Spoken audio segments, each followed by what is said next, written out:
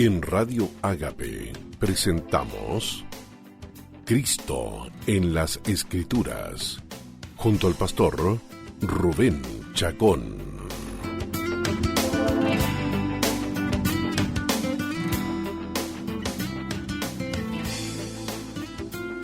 Hola, ¿qué tal amigos y amigas? Bienvenidos una vez más a su programa Cristo en las Escrituras.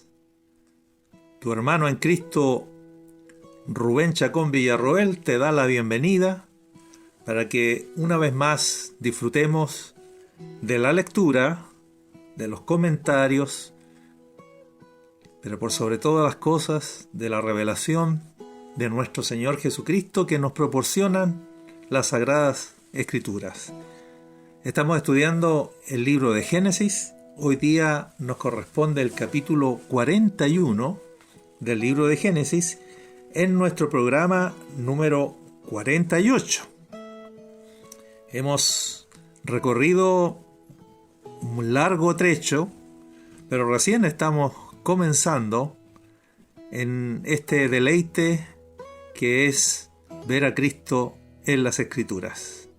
Sabemos que las Escrituras están gloriosamente inspiradas por el Espíritu Santo para darnos a conocer a Cristo, al Cristo que habría de venir en el Antiguo Testamento y al Cristo que vino según el testimonio del Nuevo Testamento. Pero desde Génesis hasta Apocalipsis es todo un compendio de libros que están inspiradamente dispuestos para mostrar la persona de Cristo, la obra de Cristo y las palabras de Cristo. Así que bienvenidos para que juntos disfrutemos de este privilegio, de esta gloria que tenemos los hijos de Dios de crecer en el conocimiento de nuestro Señor Jesucristo hasta que podamos llegar a conocerlo plenamente. Que así sea. Ese es el deseo de nuestro Padre y para eso su Santo Espíritu habita en nosotros para guiarnos en ese conocimiento espiritual, en ese conocimiento celestial, en ese conocimiento sobrenatural, suprarracional, que la mente, la razón por sí sola no podría jamás alcanzar. Pero cosas que ojo no vio, ni oído oyó, ni han subido jamás en corazón de hombre, son las que Dios ha preparado, ha revelado para los que son suyos. Amén. Comenzaremos entonces, amigos y amigas, en el día de hoy con una canción de nuestro querido hermano Marco Barrientos, interpretándonos la canción Dios Incomparable. Dios Incomparable, la versión de Marco Barrientos, será la canción que usaremos para orar de manera cantada a nuestro Padre Celestial en el nombre de Jesucristo, y lo haremos por medio del Espíritu Santo. Digamos juntos, unámonos en el Espíritu para declarar que nuestro Dios, y decírselo a Él directamente: Dios, eres incomparable. No hay otro como tú. Adelante entonces con esta versión de Dios Incomparable en la voz de nuestro hermano Marco Barrientos.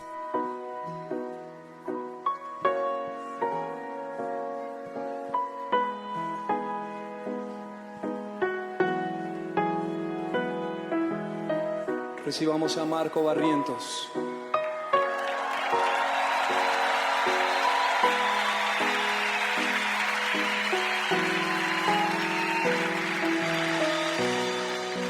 Dios de mi corazón,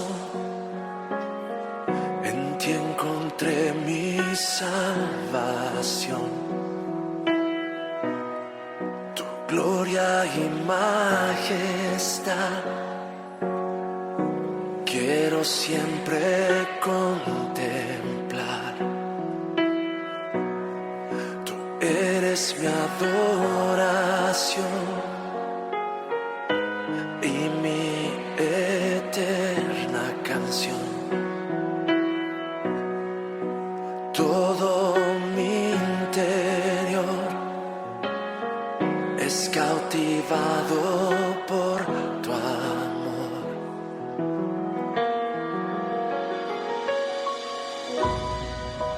Eres Dios eterno, solo tú eres bueno, Dios incomparable eres tú.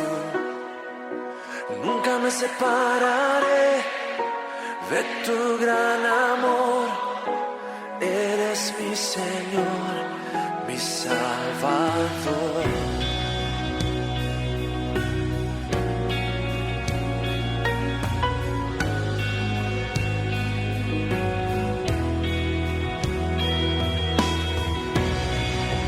Dios de mi corazón,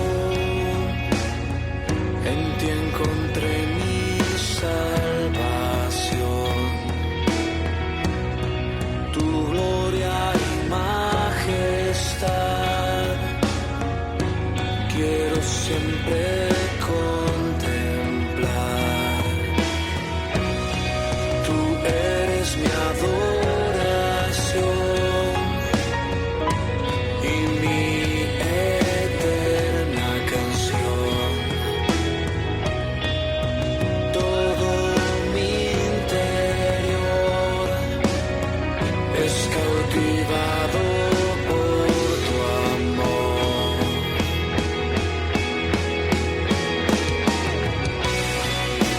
Eres Dios eterno, solo tú eres bueno, Dios incomparable eres tú. Nunca me separaré de tu gran amor. Eres mi Señor, mi Salvador. Eres Dios eterno, solo tú eres bueno, Dios incomparable eres tú. Nunca me separaré de tu gran amor. Eres mi Señor, mi Salvador.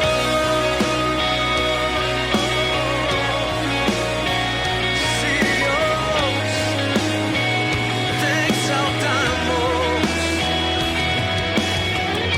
Tú eres digno de recibir toda la gloria.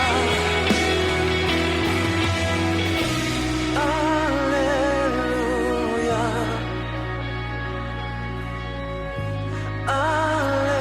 aleluya,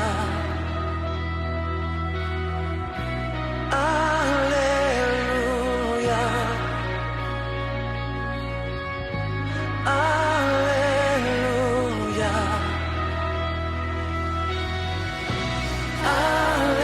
aleluya.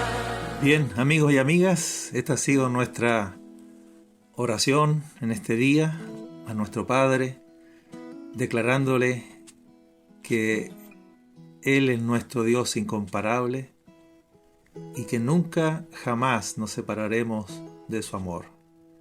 Sería necio apartarnos, separarnos de un Dios que es incomparable, que es supremo, que no hay otro como Él y que nos ama como nunca nadie jamás nos ha amado ni nos amará nunca. Amén, que así sea. En el programa anterior, en el programa número 47, estuvimos comentando el capítulo 40 y haciendo un pequeño repaso de lo que vimos allí. Vimos que José se encuentra en la cárcel, que pareciera que su vida va en dirección opuesta al sueño que Dios le mostró y que él tuvo la imprudencia de contar a sus hermanos y a sus padres, granjeándose con ello la envidia de sus hermanos y el reto de sus padres, que tampoco pudieron en esa época entender lo que Dios iba a hacer con José posteriormente. Y en la cárcel él se encontró con sus compañeros de cárcel. Entre ellos había un copero y un panadero. Y en una de las noches en que estaban en prisión, tanto el copero del rey como el panadero tuvieron un sueño, y José se los interpretó. Según la primera interpretación, el jefe de los coperos sería restablecido a su oficio dentro de 3 días. La suerte del jefe de los panaderos sería, por el contrario, muy distinta. De acuerdo al segundo sueño, al cabo de 3 días también, Faraón haría ahorcar al jefe de los panaderos. Y efectivamente, al tercer día, mientras se celebraba el cumpleaños de Faraón, los 2 sueños tuvieron fiel cumplimiento. Y entonces terminamos en el versículo 23 del capítulo 40, diciendo que el jefe de los coperos no se acordó de José cuando salió de la cárcel, cuando fue restablecido su oficio, sino que olvidó a José, dado que José le había pedido que cuando quedara en libertad pudiera interceder ante el faraón por él. Pero se olvidó. Dice entonces el capítulo 41, comenzamos y continuamos, dice: aconteció que pasados 2 años tuvo Faraón un sueño. Imagínate que el olvido del copero significó para José pasar 2 años más en la cárcel. A pesar de que allí fue hecho jefe de los presos de la prisión, sin embargo, seguía preso, estaba preso, y pasaron 2 años. Y en esos 2 años, el faraón, después de esos 2 años, Faraón tuvo un sueño, y le parecía que estando junto al río, aunque no dice el nombre, pero se subentiende que es el río Nilo, le pareció que estando junto al río, del río subían 7 vacas hermosas a la vista y muy gordas, y pacían en el prado, y que tras ellas subían del río otras 7 vacas, pero de feo aspecto y enjutas de carne, y separaron estas otras 7 vacas cerca de las vacas hermosas a la orilla del río. Y veía a Faraón en su sueño que las vacas de feo aspecto y enjutas de carne devoraban a las 7 vacas hermosas y muy gordas, y despertó Faraón de su sueño. Se durmió de nuevo y soñó la segunda vez. Esta vez que 7 espigas llenas y hermosas crecían de una sola caña, y que después de ellas salían otras 7 espigas menudas y abatidas del viento solano. Y las 7 espigas menudas devoraban a las 7 espigas gruesas y llenas. Y despertó Faraón, y he aquí que era sueño.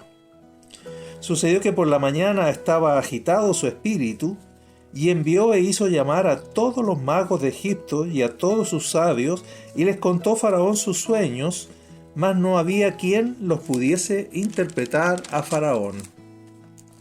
Y aquí está el Dios que es capaz de conducir todas las circunstancias para socorrer, para levantar a sus hijos, para reivindicar a sus hijos. Entonces, dice el capítulo 41, versículo 9, el jefe de los coperos habló a Faraón diciendo: me acuerdo hoy de mis faltas. Cuando surgió la necesidad de encontrar a alguien que pudiera interpretar el sueño de Faraón, o los sueños, eran 2 sueños, entonces recién el copero se acordó de su compromiso con José. Así que dice el versículo 10, cuando Faraón se enojó contra sus siervos, que no podían interpretarle el sueño, cuando Faraón se enojó, le empieza a recordar el copero la experiencia anterior cuando fue echado a la cárcel.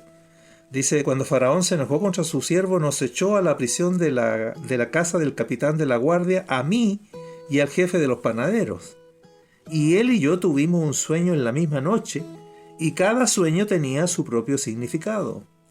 Estaba allí con nosotros un joven hebreo, siervo del capitán de la guardia, y se lo contamos, y él nos interpretó nuestros sueños y declaró a cada uno conforme a su sueño. Y aconteció que como él nos los interpretó, así fue. Yo fui restablecido en mi puesto y el otro fue colgado. Entonces Faraón envió y llamó a José, Y lo sacaron apresuradamente de la cárcel, y se afeitó, y mudó sus vestidos, y vino a Faraón. Y dijo Faraón a José: yo he tenido un sueño, y no hay quien lo interprete. Mas he oído decir de ti que oyes sueños para interpretarlos. Respondió José a Faraón diciendo: no está en mí. Dios será el que dé respuesta propicia a Faraón. Qué sobriedad, qué sabiduría para responder José, no atribuyéndose nunca jamás mérito alguno o capacidad alguna, sino siempre reconociendo que es Dios el que hace todas las cosas, que es Dios el que provee la gracia, los dones y cualquier habilidad o capacidad espiritual. Él dice: no soy yo el que tengo la capacidad de interpretar sueños, pero es Dios, tal como hemos leído, es Dios el que tiene esa capacidad y puede hacerlo. No está en mí, dice José a Faraón en el versículo 16, no soy yo quien puede hacerlo, sino que es Dios quien le dará al Faraón una respuesta favorable.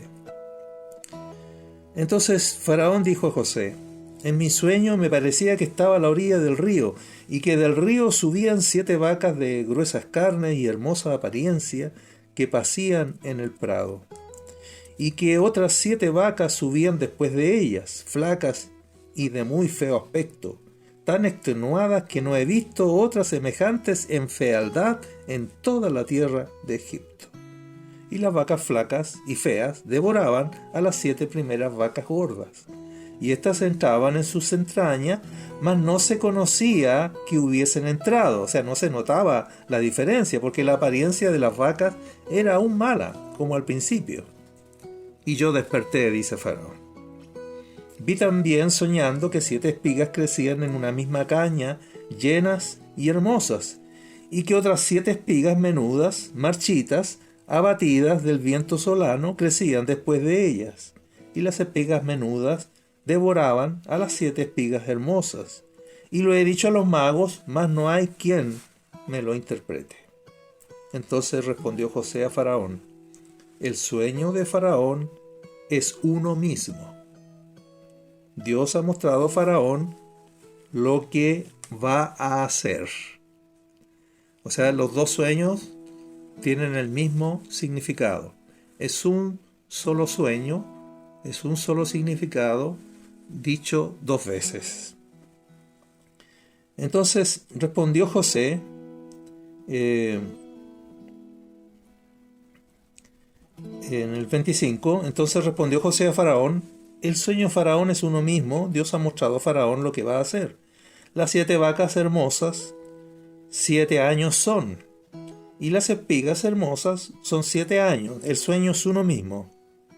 O sea, tanto las espigas hermosas como las vacas gordas representan 7 años.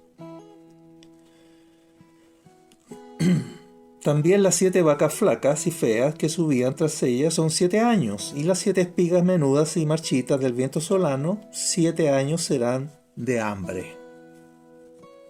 Esto es lo que respondo a Faraón.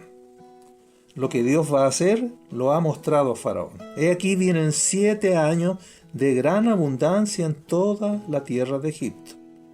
Y tras ellos seguirán 7 años de hambre, y toda la abundancia será olvidada en la tierra de Egipto, y el hambre consumirá la tierra. Y aquella abundancia no se echará de ver a causa del hambre siguiente, la cual será gravísima. Por eso que Faraón veía que estas vacas feas, débiles, eran algo que él nunca había visto. Nunca había visto vacas en esa condición, porque el hambre que vendría después de 7 años de abundancia, vendrían 7 años de hambre, sería un hambre gravísima.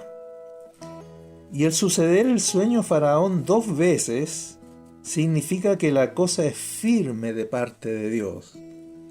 ¿Ya? Aquí tenemos entonces un principio que nos puede servir para no solo interpretar los sueños de la Escritura, sino para quizás interpretar sueños que a nosotros también el Señor nos da en el día de hoy.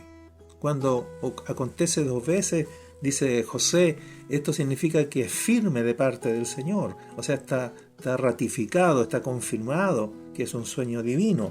Pero también el hecho de que sucede 2 veces significa que Dios se apresura a hacerlo. O sea que va a acontecer dentro de poco. No es para la posteridad, no es para un tiempo donde yo ya no voy a estar, sino que es algo que va a acontecer en nuestros días. Ese sería el significado, según José, respecto de por qué este sueño a Faraón le aconteció 2 veces. Por tanto, da ahora José una palabra de sabiduría, que es uno de los dones del Espíritu Santo mencionados en 1 Corintios 12, le da una palabra de sabiduría, o sea, una palabra que le otorga dirección para respecto de qué hacer, cómo enfrentar esto que Dios va a hacer y que le ha mostrado a Faraón. ¿Qué cosa va a hacer Dios? Va a enviar a Egipto 7 años de abundante provisión, de prosperidad generosa, y luego vendrán 7 años de una gran hambre, de una gran crisis económica de todo tipo, agrícola, social, económica.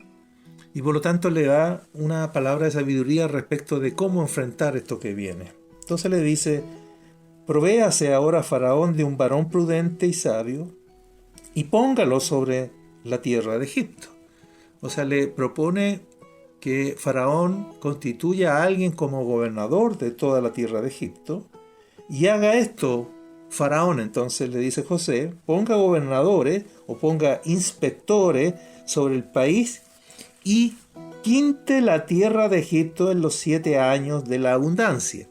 Esa expresión quinte la tierra significa recaude la quinta parte de la cosecha en todo el país, ¿no? Un 20%. Recáudelo, ¿no? Para guardarlo, para ahorrarlo en tiempos de prosperidad, en tiempos de abundancia. Entonces, si es que uno sabe que luego vienen periodos de vacas flacas, entonces debe proveer para ese periodo malo, debe proveerse en la abundancia, ahorrando una quinta parte o un 20% de la cosecha en todo el país. Ese es el consejo que, por palabra de sabiduría del Espíritu de Dios que habita en José, le aconseja a Faraón luego de haber interpretado sus 2 sueños. Entonces dice, y junten toda la provisión de estos buenos años que vienen y recojan el trigo bajo la mano de Faraón para mantenimiento de las ciudades y guárdenlo. Y esté aquella provisión en depósito para el país para los 7 años de hambre que habrá en la tierra de Egipto, y el país no perecerá de hambre. ¿Cuántos de nosotros en tiempos de abundancia despilfarramos esa abundancia que tenemos? ¿Cuántos de nosotros la malgastamos y desaprovechamos esa abundancia, y lejos de prepararnos para los tiempos malos, hacemos un mal gasto de esa provisión? Aquí hay sabiduría. Seguramente nosotros pensamos que a nosotros no nos van a corresponder periodos de escasez,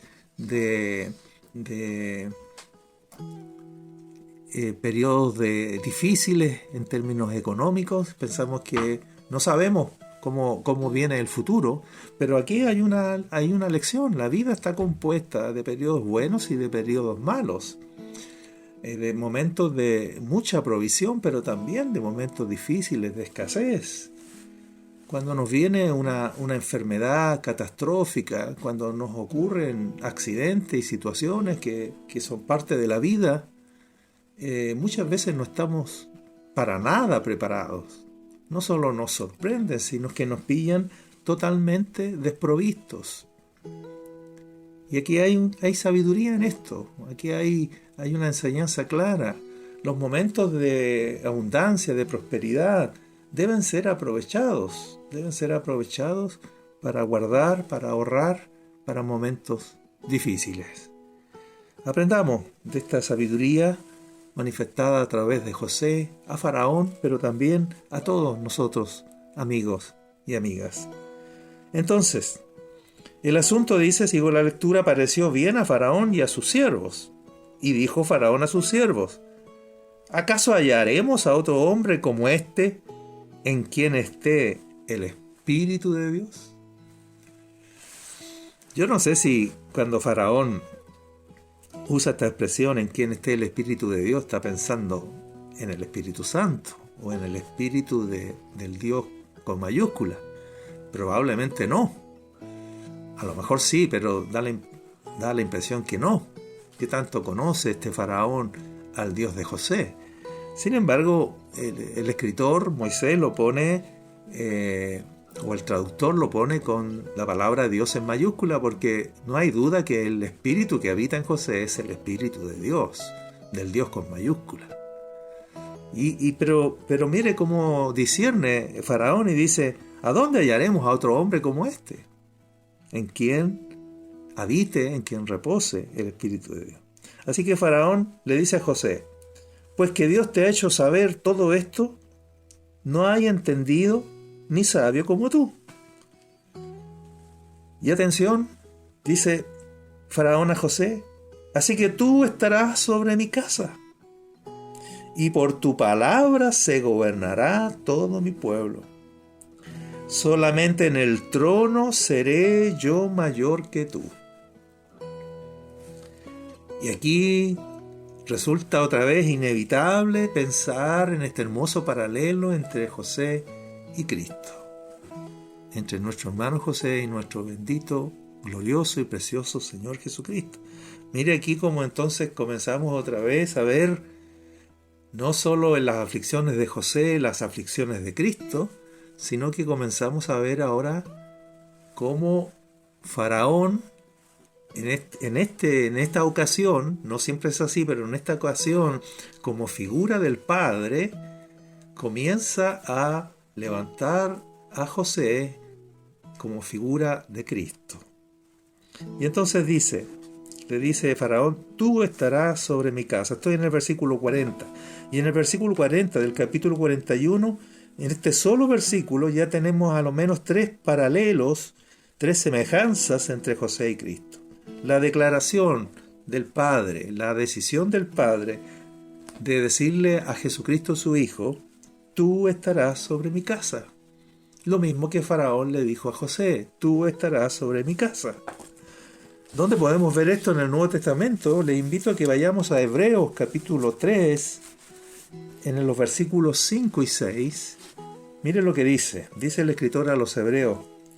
Y Moisés, hablando de Moisés en comparación con Cristo, dice, y Moisés a la verdad fue fiel en toda la casa de Dios. Mira el testimonio que se da acerca de Moisés, que fue fiel en toda la casa de Dios. Pero se aclara, él fue fiel como siervo, para testimonio de lo que se iba a decir más adelante. Pero Cristo, a diferencia de Moisés, fue fiel no como siervo, sino como hijo sobre su casa, sobre la casa de Dios, sobre la casa del Padre. No como siervo fue fiel, sino como hijo sobre su casa, la cual casa somos nosotros, si retenemos firme hasta el fin la confianza y el gloriarnos en la esperanza. ¿Puedes ver este hermoso paralelo? Faraón coloca a José sobre toda su casa, pero también de la misma manera como nuestro Padre puso a su Hijo Jesús sobre toda su casa, que es la casa de Dios, la iglesia, la cual casa somos nosotros, pero lo puso como hijo sobre la casa de Dios, no como siervo como en el caso de Moisés. Y entonces dice, continúa en el 40, dice, pero no solo tú estarás sobre mi casa, sino por tu palabra se gobernará todo mi pueblo. Por tu palabra se gobernará todo mi pueblo. En el Deuteronomio, el texto clave de todo ese quinto tomo del Pentateuco, Dios hace una promesa por medio de Moisés a Israel y les dice: Dios les levantará profeta como yo, dice Moisés. Dios le va a levantar un profeta del cual yo, a la manera como Dios me levantó a mí. Y ese profeta les hablará las palabras de Dios, y Dios demandará de toda alma el que se rebelara, el que no oyere esas palabras de este profeta que Dios va a levantarles. Promesa de Dios hecha a través de Moisés al pueblo de Israel. Y ese profeta que había de venir es nuestro Señor Jesucristo, que al igual que Moisés escucha de Dios la palabra de Dios cara a cara, ¿no? De primera mano, de primera fuente. Esa es la idea cuando dice Moisés: les levantará un profeta como yo, porque Moisés conversaba con Dios cara a cara, como un amigo conversa con su amigo. Qué tremendo, qué glorioso. Y en él, en Jesucristo, se cumplió entonces esta palabra que dice: por tu palabra, José le dice a Faraón, se gobernará todo mi pueblo. Y todo el pueblo del Señor hoy día se gobierna por la palabra de nuestro José, que es el Señor Jesucristo. Puedes ver allí otro paralelo, otra semejanza. Y por último, fíjense en el versículo 40, dice: solamente en el trono seré yo mayor que tú. Es decir, después de mí, tú serás la máxima autoridad en todo el imperio. No habrá mayor autoridad en el imperio que tú, exceptuándome a mí, porque solo yo en el trono seré mayor que tú. Y esto nos lleva a otra semejanza, ¿no?, del que está en el versículo 40, pero que podemos compararla con Primera de Corintios, y te invito a que lo leamos juntos. Primera de Corintios, capítulo 15, versículo 27.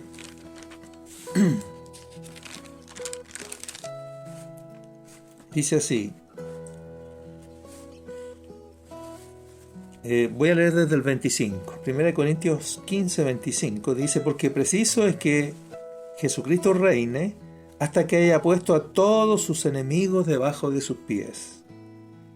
Y el postrer enemigo que será destruido es la muerte. Mire qué tremendo, ¿no? Preciso es que Cristo reine hasta que haya puesto a todos sus enemigos debajo de sus pies, y eso incluye hasta el último enemigo, que será la muerte. Y aclara, ¿cuál es la razón?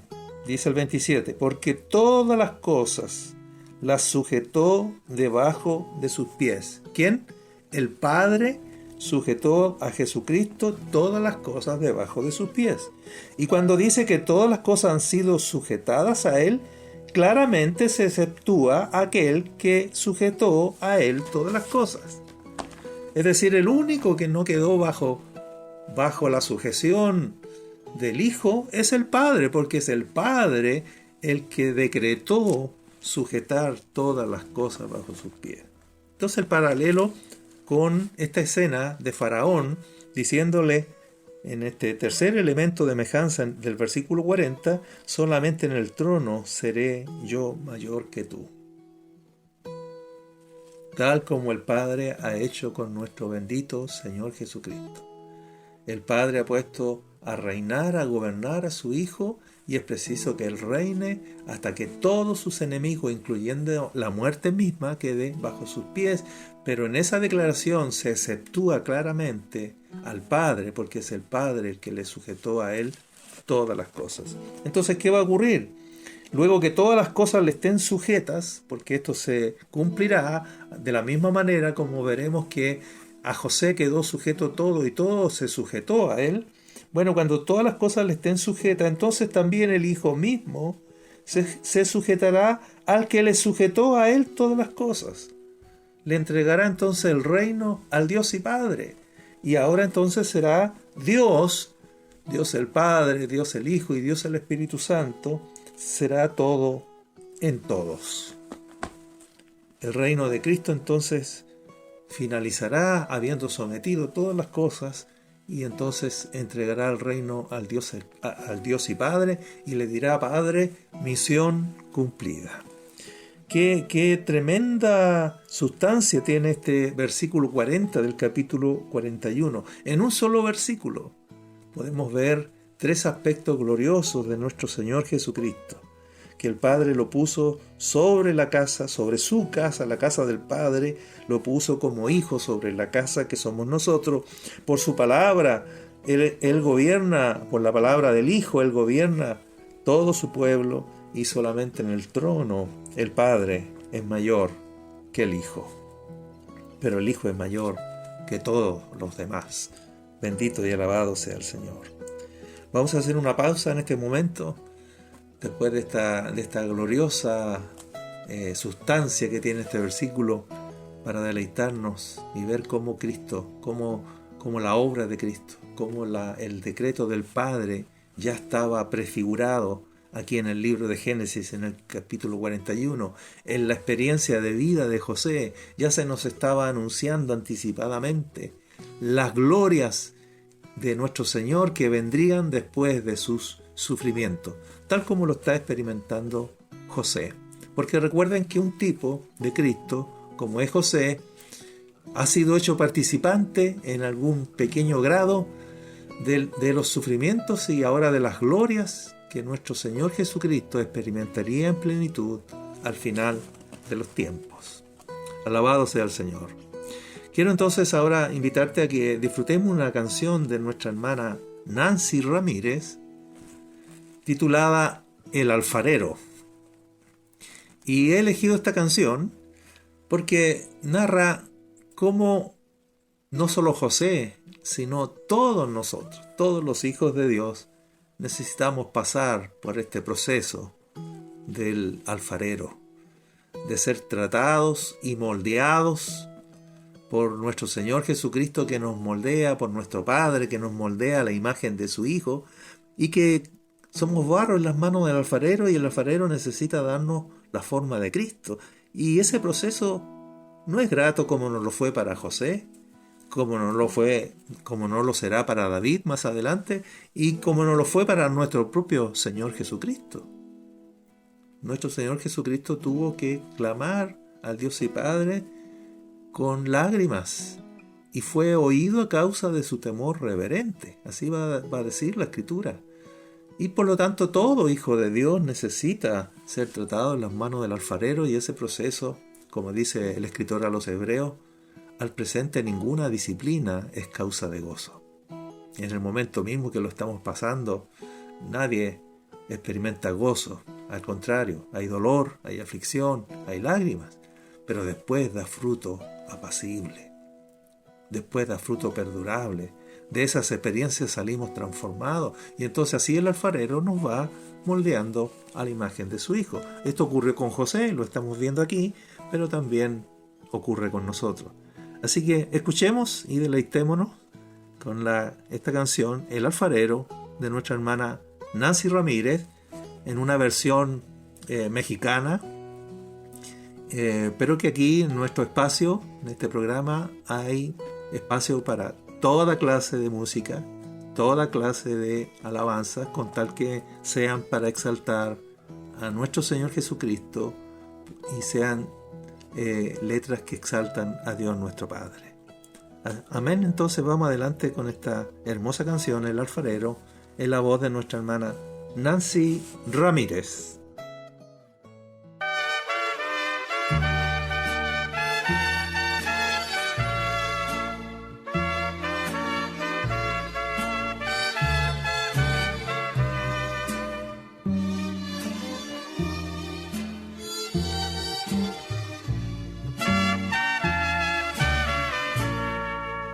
Un día orando le dije a mi Señor: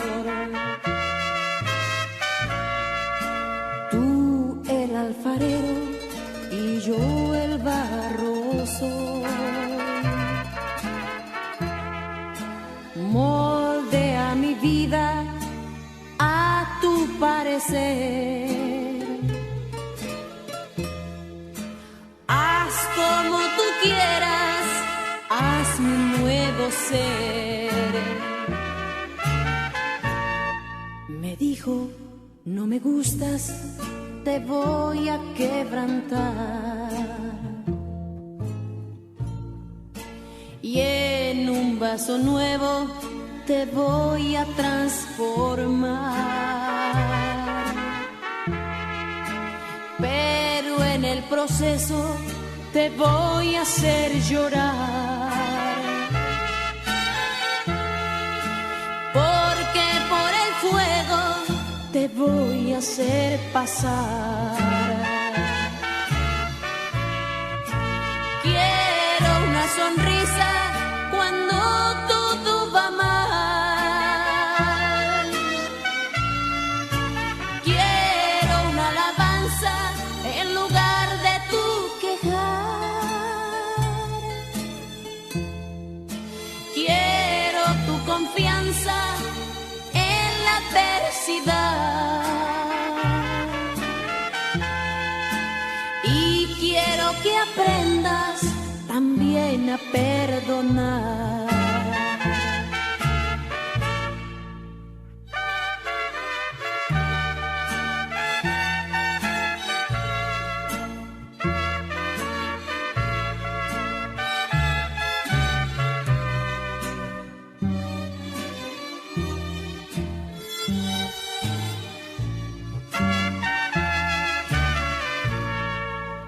Un día orando le dije a mi Señor, tú el alfarero y yo el barro soy. Moldea mi vida a tu parecer. Haz como tú quieras, haz mi nuevo ser. Me dijo, no me gustas, te voy a quebrantar. Y en un vaso nuevo te voy a transformar. Pero en el proceso te voy a hacer llorar. Porque por el fuego te voy a hacer pasar. Quiero una sonrisa cuando todo va mal. Quiero una alabanza en lugar de tu quejar. Quiero tu confianza en la adversidad. Y quiero que aprendas también a perdonar. Jóvenes, dice, echen toda su ansiedad sobre el Señor y pónganse bajo la mano poderosa de Dios y Él los va a exaltar cuando fuere el tiempo. Aquí estamos viendo que está llegando el tiempo de la exaltación de José, pero después de 13 años de padecimientos, después de 13 años, como voy a mencionar en el siguiente versículo, se nos dice la fecha, la edad de José que tenía cuando ascendió al trono. Él está haciendo el proceso, al igual que nuestro Señor lo hará más adelante, de la cruz al trono. José ha pasado por la cruz, está pasando por la cruz, y entonces no hay cruz, no hay trono sin cruz. Todos los que quieren el trono, todos los que quieren exaltación, deben entender la necesidad de la cual no podemos soslayar, no podemos eludir, evadir de ser tratados. Es como si dijéramos esto, ¿no? Y este es un pensamiento que recojo de nuestro hermano Gene Edwards, de su precioso libro titulado Exquisita Agonía, que todos pasamos por una crucifixión, pero Dios es el que está detrás de toda crucifixión. La crucifixión es un trato entre Dios y el crucificado. Finalmente, no son las personas las que nos han dañado, no son las personas las que nos traicionan. Dios está, y solo Él está, así lo va a entender José, que detrás de todas las cosas está la mano de Dios, y finalmente es un trato entre Dios y nosotros. Es un trato personal. Repito, Dios es el único que está detrás de toda crucifixión. Toda crucifixión es un trato solo entre Dios y el crucificado.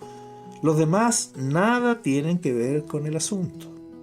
Ver esto y entender esto y aceptar esto no solo nos capacita para perdonar y olvidar, porque nosotros pensamos que son las personas. No vemos a Dios en las circunstancias, en las acciones de la gente.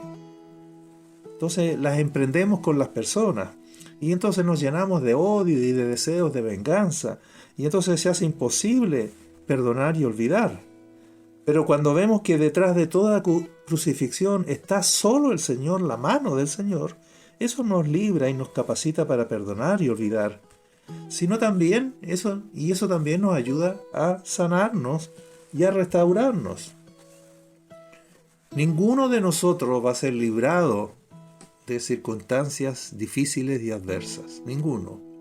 El asunto es si vamos a ser destruidos por esas experiencias o si vamos a salir de ellas transformados, como es el deseo de Dios. Y todo dependerá de la actitud o de la reacción que tengamos frente a esas cosas. Es la reacción y la actitud con que las enfrentamos lo que hará la diferencia. Así que entender esto que estamos hablando es muy importante. Repito, no solo para aprender a perdonar y olvidar, sino también para sanarnos y restaurarnos. Es además la única manera de salir transformados de aquella experiencia. ¿Cuál es la única manera? Ver que es la mano de Dios que está detrás de todo. Que esta es una experiencia donde está Dios tratando con nosotros. Porque a decir verdad, este es el propósito de toda crucifixión: ser transformados. Aún de Jesús mismo se predica esto. En Hebreos capítulo 5, versículos 8 y 9, se dice que Jesucristo, por lo que padeció, aprendió la obediencia. Fíjate, y habiendo sido perfeccionado, mira qué expresión más tremenda aplicada a nuestro Señor Jesucristo. Él tuvo que aprender la obediencia y cuando aprendió la obediencia, Él fue perfeccionado. Fue perfeccionado. Es decir, Jesús mismo pasó por la cruz, pero de ella salió transformado. O como dice Hebreo, salió perfeccionado. ¿Cuál transformación? Había aprendido la obediencia. Él como hombre, no como Dios, como hombre, tuvo que aprender la obediencia. Y Filipenses lo dirá de manera gloriosa cuando dice que Él fue obediente hasta la muerte y muerte de cruz. Él no solo fue obediente hasta el último día de su vida, sino fue obediente hasta el hecho de someterse a la muerte más ignominiosa, hasta la muerte más terrible. Porque crucificados morían los malditos, crucificados morían las personas despreciables, los pecadores más terribles. Y Jesús se sometió, aprendió la obediencia hasta la muerte y hasta la muerte de cruz. Así que Jesús no solo nos redimió al pasar por la cruz, sino que también salió transformado de ella. Alabado sea el Señor. De manera que Él fue no solo hombre, no solo verdadero hombre, sino fue perfecto hombre. Bendito y glorioso sea nuestro Señor Jesucristo. Alabado sea el Señor. Así que, amigos, esto que hemos escuchado en esta canción y que estamos viendo en la propia escritura, nuestro hermano José pasando por esta situación, nos tiene que animar y nos tiene que ayudar para ser más bien colaboradores con Dios de este proceso de transformación gloriosa en que estamos invitados a participar. Para terminar, entonces, avancemos un versículo más, el versículo 41 del capítulo 41, el versículo 41, donde además de Faraón decirle a José: tú estarás sobre mi casa y por tu palabra se gobernará todo mi pueblo, solamente en el trono seré yo mayor que tú, le dice además Faraón a José: he aquí, yo te he puesto sobre toda la tierra de Egipto. Note que no es José quien se constituye solo por sí mismo, por su cuenta. Hay una autoridad superior, que en el caso de José es Faraón, pero en el caso de nuestro Señor es su Padre Celestial. Y estas palabras se aplican también perfectamente a Cristo. He aquí, yo te he puesto sobre toda la tierra de Egipto.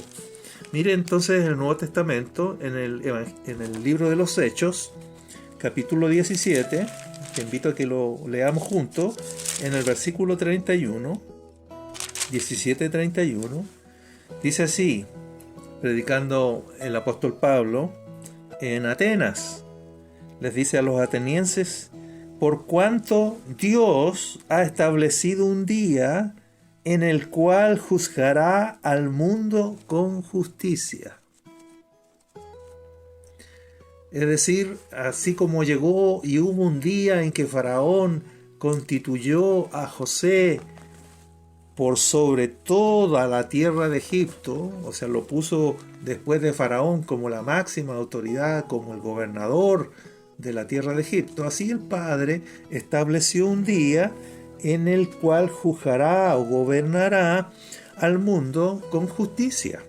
¿Y cómo es esto? ¿Qué ocurrirá en ese día? Dice, en ese día juzgará al mundo con justicia por aquel varón, o sea, por medio de aquel varón a quien designó. Oh, si supieran los presidentes de las naciones, si supieran los gobernantes del mundo, que Dios ya ha establecido un día en que va a juzgar al mundo con justicia, y que ese varón designado para esa tarea ya está elegido por Dios, ya está decretado por Dios, por medio de aquel varón a quien designó. ¿Y cómo lo designó? ¿Cuándo lo designó?